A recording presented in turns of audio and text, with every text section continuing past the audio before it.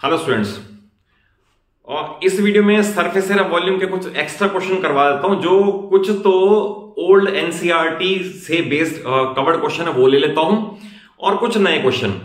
Otherwise कोई भी teacher ये क्लेम नहीं कर सकता कि सरफेस एरिया वॉल्यूम के 10 क्वेश्चन करवा दिए तो इन्हीं में से ही आ जाएगा। बट मेरी वीडियोस में टेंडेंसी ये है कि अगर आपको मैं 20 क्वेश्चन कवर कराऊं तो 20 डिफरेंट वैरायटीज कवर हो जाएं with concept based, so that नई सिचुएशन फेस करने में आपको प्रॉब्लम ना हो। तो इस वीडियो में मैं फर्स्ट लेवल की स्टेज 1 की सरफेस एरिया वॉल्यूम के एक्स्ट्रा क्वेश्चन ले रहा हूं। क्वेश्चन नंबर 1 है, a cylindrical roller 2.5 metre long has radius 1.5 metre. Cylindrical roller it means अगर आप स्केच बनाना चाहोगे तो रोलर का ऐसा स्केच बनेगा, सिलिंड्रिकल रोलर। इसमें आपको ये दे रखी है 2.5 और रेडियस दे रखा है। क्वेश्चन है, how many revolutions will it make in levelling 16,500 metre square. That is इतना एरिया इसने लेवल कर दिया। तो क्वेश्चन है, ये व्हील कितनी बार घूम गया, ये रोलर कितनी बार घूम गया। तो इंपॉर्टेंट ये है कि एक रेवोल्यूशन में अपना ही कर्व सरफेस एरिया कवर करता है 2πRh। अगर ये समझ आ गया तो देखिए क्वेश्चन को कितना इजीली कर पाएंगे हम। मैंने लिखा है area levelled in 1 revolution 2πRh, just to save time और आपको मैक्सिमम बेनिफिट देने के लिए कम से कम टाइम में मैंने कैलकुलेशन कर दी है। तो 2πRh वैल्यूज हमें दे रखी थी RH की, मैंने P/Q के फॉर्म में प्लेस कर दिया। तो ये आ गया एरिया लेवल्ड इन 1 रेवोल्यूशन। अब इसके बाद ये फार्मूला मैंने बना दिया कि total number of revolution is equal total area levelled upon area in 1 revolution. Total area levelled था 16,500, एक रेवोल्यूशन में इतना डिवाइड किया 700 revolution, it is answer C. Question को कितना इजी बना दिया सिर्फ 2 कॉन्सेप्ट समझा के कि एरिया इन 1 रेवोल्यूशन 2πRh और ये फार्मूला। नेक्स्ट, ऐसे क्वेश्चन भी बहुत सारे हैं, आप सिंपली फार्मूले सारे लर्न होने चाहिए, अदरवाइज क्वेश्चन नहीं कर पाओगे आप। और एक वीडियो में मैंने आपको पूरे आपके चैप्टर के फार्मूले कैसे बने हुए हैं, कैसे इजीली याद रह सकते हैं, सिलेंडर के, कोन के, स्फीयर के, हेमिस्फीयर के, वो सारे एक ही वीडियो में दे रखे हैं। आप उसे जरूर वॉच कर लें, उनके नोट्स प्रिपेयर कर लें। रीजन बीइंग, अगर फार्मूले लर्न नहीं है तो फिर आप जितनी मर्जी एफर्ट्स कर लो, अगर फार्मूला ही गलत प्लेस्ड है, आपको यही समझ नहीं आया कि क्वेश्चन एरिया का है या वॉल्यूम का है, तो फिर क्वेश्चन करने का, टाइम वेस्ट करने का कोई फायदा नहीं होता। तो आप फार्मूले जरूर लर्न कर लें। यह ratio of curve surface area and total surface area of a cylinder are 1:2। Find ratio of its height to radius, यानी H रेशियो R बताना है।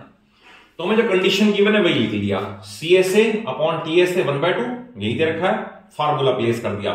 CSA 2πRh और ये 2πRh प्लस R, कैंसिलेशन आ गया, H upon H plus R is equal to 1/2, cross multiply 2H is equal to H plus R, H इधर H is equal to R, और अगर upon में लाओगे तो we can write H upon R is equal to 1, यानी H ratio R is 1:1। See, कितना simple बना दिया।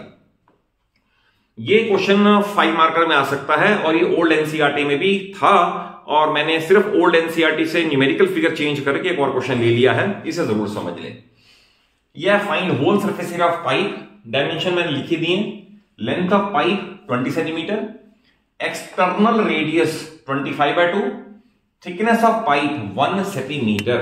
तो पहले आप ये समझ लें, इंटरनल रेडियस ये अगर मान लो यहां से यहां तक निकालना है इंटरनल रेडियस, तो ये निकलेगा कैसे, external radius minus thickness.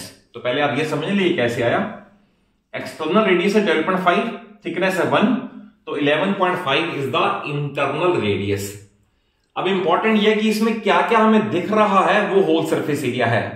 Pipe जो अंदर से दिख रहा है इनर CSA नंबर 1, पाइप जो बाहर से दिख रहा है outer CSA। At the same time pipe को अगर ऐसे देखोगे तो we will see a ring, ऐसे देखोगे we will see 1 more ring.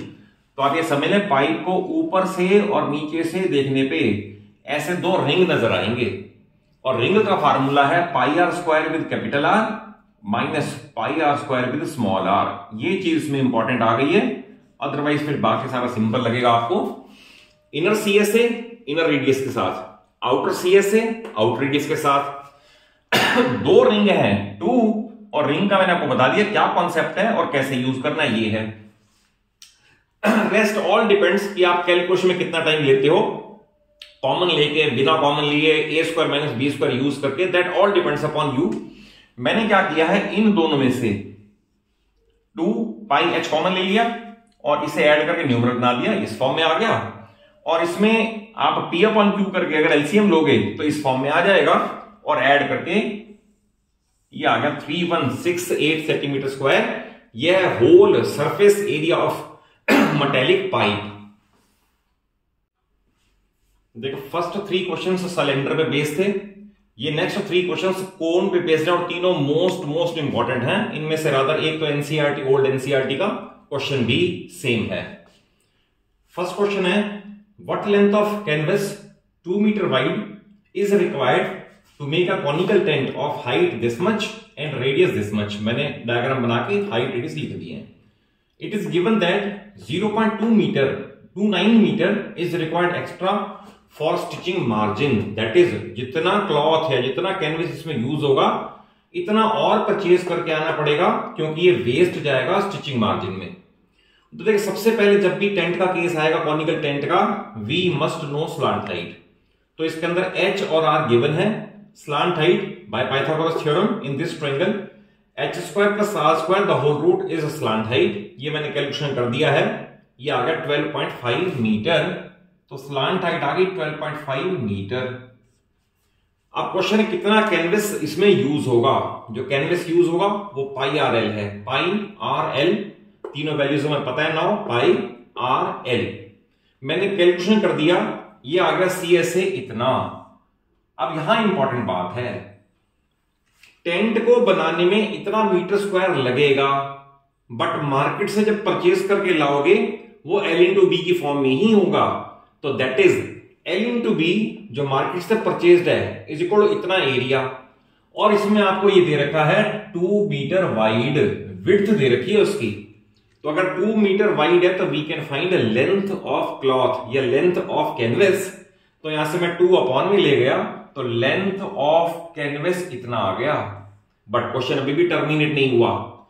इतना तो इस टेंट को बनाने में यूज हुआ, बट इसने ये भी कहा है 0.29 मीटर वेस्ट भी जाएगा, तो परचेज तो वो भी करके आना पड़ेगा। तो देयरफॉर ऐड मार्जिन 0.29, तो देयरफॉर 236 मीटर परचेज करके आना पड़ेगा। उसमें से इतना वेस्ट जाएगा और इतना टेंट बनाने के काम आएगा। This question is one of the most important purpose for question for annual examination purpose. Next, a canvas of area 551 meter square is to be used for making tent with a radius 7 meter. 7 meter. Question है, find slant height if 1 meter square is required for stitching margin. तो देखिए हमारे पास जो पूरा cloth available है वो 551 metre square है। तो जो पहले वेस्ट जाएगा उसे अब पहले ही लेस कर दें, क्योंकि हमने परचेज कर रखा है इतना, और 1 मीटर स्क्वायर तो वेस्ट ही जाएगा। दैट इज यूज होगा इतना, और जितना यूज होगा ऑब्वियसली कॉनिकल टेंट है तो पाई आर एल की फॉर्म में जाएगा। तो पाई आर एल इतना वैल्यू प्लेस कर दें, we get slant height of tent 25 metre. यही पूछा हुआ है, फाइंड स्लांट हाइट। अगेन छोटा क्वेश्चन है बट है important for the annual exam. ये बहुत इंपॉर्टेंट क्वेश्चन है, इसे आप कॉन्सेप्ट वाइज समझ लें। यह conical tent is to accommodate 11 persons. Each person requires 4 meter square space on the ground. Find curved surface area of cone if height is this much. तो देखिए इसके अंदर क्या है, ग्राउंड पे बैठने के लिए एक आदमी को 4 मीटर स्क्वायर का एरिया चाहिए, और हमारे पास 11 पर्सन्स हैं। तो हम पहले ये देख ले ग्राउंड का एरिया कितना है। कॉनिकल टेंट के ग्राउंड का कितना एरिया है, एक आदमी को कितना चाहिए इनटू जितने आदमी हैं, it is 11 metre square, 44 metre square. अब ये 44 मीटर स्क्वायर ग्राउंड का एरिया है, तो ground is circular in shape, that is pi R square. Clear? Pi R square में आएगा आर स्क्वायर 14, और रूट किस लोगे तो आर आएगा रूट 14। बट क्योंकि कॉनिकल टेंट का केस है तो हमें स्लांट हाइट भी निकालना पड़ेगा।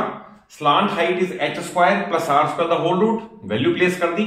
यहां पर मैंने कर दिया 15.45 मीटर, ये आ गया स्लांट हाइट।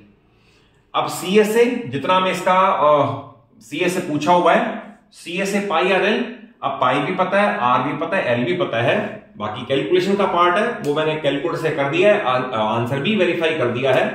तो it should be the curved surface area of conical tent 181.6 metre square. ये सेट ऑफ लास्ट 4 क्वेश्चन लेने से पहले I will like to share one thing with you कि अगर आप मेरे चैनल पे नए हैं तो मेरे चैनल को जरूर सब्सक्राइब कर लें। और मेरे चैनल का मोटो, मेरे चैनल का टारगेट यही है कि हर स्टूडेंट तक मेरे रिच एक्सपीरियंस का उनका बेनिफिट हर स्टूडेंट को मिल जाए। देखिए इसमें क्वेश्चन नंबर 7 ये है, a cuboid 8 centimetre into 4 centimetre into 2 centimetre cuboid, it is melted and recasted as a cube. इसे मेल्ट करके क्यूब बना दिया। क्वेश्चन है व्हाट इज इट्स एज। तो इसमें याद ये रखना, जब भी मेल्टेड एंड रिकास्टेड क्वेश्चन आएंगे, मेल्टेड एंड रिकास्टेड, तो volume always remain same, surface area बदलता रहेगा but volume will remain same, that is volume V is equal to volume V dash. इसकी वॉल्यूम LBH, इसकी वॉल्यूम लेटर से V dash, तो V dash is equal to 64। अब इसमें देखो आप इसके बाद बहुत सारे स्टूडेंट ये काम करते हैं कि 3 से 3 यानी क्यूब से क्यूब कट कर देंगे। It is not the proper method. इसमें आपको क्या करना चाहिए, इसका वह लिखना चाहिए taking cube root both side like this, क्योंकि जो मैथमेटिक्स के लॉज हैं वही अप्लाई करके चल सकते हैं। अगर taking cube root both side है, we know that cube and cube root will cancel each other, similarly cube and cube root will cancel each other, therefore edge is equal to 4 centimetre. Although difference नहीं पड़ता but फिर भी अगर आपको knowledge है तो आप इसे प्रॉपर तरीके से प्रेजेंट करना भी जरूर सीखें। तो इसका आंसर आ गया H is equal to 4 centimetre. One of the most important question, a river 3 metre deep 40 metre wide is flowing at the rate of 2 km per hour. How much water will it fall in sea in 1 minute? देखिए इसमें जो problem आती है बच्चे को लगता है कि स्पीड देख के इसका हम क्या करें। तो याद रखना, इंपॉर्टेंट बता देता हूं, speed always becomes length of water column per unit time. याद रखना इस बात को, हर क्वेश्चन में काम आएगा। इसके और हार्डर केसेस इसमें भी आएंगे, रादर 10th में तो और हार्डर केस भी आते हैं। तो याद रखना, speed always becomes length of water column per unit time, बस। अब इसमें 3 metre wide deep means depth, depth means h 3 metre, 40 metre wide means breadth means width 40 metre. अब स्पीड है 2 किलोमीटर पर आवर, तो सबसे पहले तो यूनिट सेम करना जरूरी है। इसे मैंने 5/18 से मल्टीप्लाई कर दिया, तो ये आ गया हमारे पास 5/9 मीटर पर सेकेंड। अभी आपको मैंने बताया ये लेंथ बन जाएगी पर यूनिट टाइम।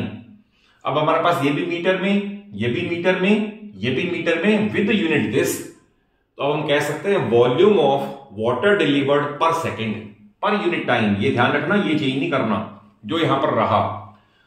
तो वॉल्यूम पर सेकेंड आएगी ऑब्वियस LBH, क्यूबॉइडल शेप में है, तो LBH में आ गया इतना मीटर क्यूब 1 सेकेंड में, बट इन 1 मिनट के लिए 60 से मल्टीप्लाई करना है, तो volume in 1 minute is 4000 metre cube which is the final answer. And again repeatedly कह रहा हूं, आपके एनुअल के पर्पज से क्वेश्चन बहुत इंपॉर्टेंट है। देखिए क्वेश्चन ये है, बहुत सिंपल क्वेश्चन है और बहुत सारे स्टूडेंट इसमें गलतियां करते हैं। मैं भी अपने ऑफलाइन क्लासेस में देखता हूं कि स्टूडेंट इसमें बहुत गलती करते हैं। क्वेश्चन है, रेक्टेंगुलर शीट है 48x36, हर कॉर्नर से 8 सेंटीमीटर का स्क्वायर कट कर दिया और रिमेनिंग शीट, रिमेनिंग मींस जो ये पार्ट है, ये रिमेनिंग शीट का एक ओपन बॉक्स बनाया गया। तो क्वेश्चन है what is the capacity of the box. अब इसमें सबसे बड़ी प्रॉब्लम बच्चों को ये नजर आती है कि what is LBH for that. तो देखा, आप इसको पेपर एक्टिविटी से करके देख लें। आप एक शीट ऑफ पेपर लें, उसके हर साइड से स्क्वायर कट कर दें, इसके बाद जो रिमेनिंग पार्ट है ना, ये इसे और इसे फोल्ड कर दें। जब फोल्ड करोगे ना, आप देखोगे बेस पे तो ये रह गया और चारों साइड फोल्ड होके एक ऐसा ओपन बॉक्स बन जाएगा। This you can do it with paper activity. तो इसमें इंपॉर्टेंट ये 48 ये था, 8 इधर से कट गया, 8 इधर से कट गया, तो यानी 16 लेस हो गया, तो 32 लेंथ हो गई उसकी। देन B 36 था, 8 यहां से कट गया, 8 यहां 16 कट गया, तो ये 20 उसकी लेंथ रह गई। बट क्योंकि इसी को ही आपने ऐसे फोल्ड करके वर्टिकली किया है, इसी को ही फोल्ड करके, यानी 8 ही हाइट बन जाएगी। ये इंपॉर्टेंट है, हाइट बन जाएगी 8, और अब उसकी कैपेसिटी निकालनी है तो capacity is very simple, LBH। तो वॉल्यूम इज इक्वल LBH, तो answer is 5120 centimetre cube. Again बहुत इंपॉर्टेंट क्वेश्चन है ये।